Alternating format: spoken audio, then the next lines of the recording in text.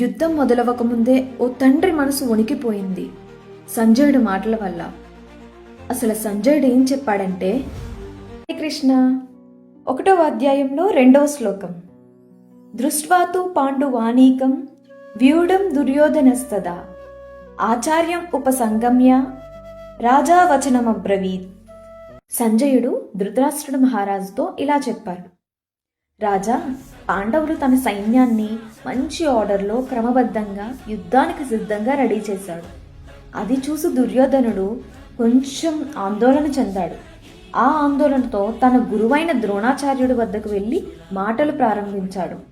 దుర్యోధనుడు పైకి గర్వంగా కనిపించినా లోపలైతే భయం, అసురక్షిత ఉంది.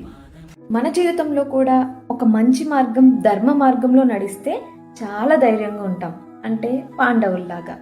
అదే ఒక చెడు మార్గంలో అధర్మం వైపు, అన్యాయం వైపు నడిస్తే పైకి మాత్రం గర్వంగా నటిస్తాం, లోపల భయంతోనే ఉంటాం, అంటే దుర్యోధనుడిలాగా.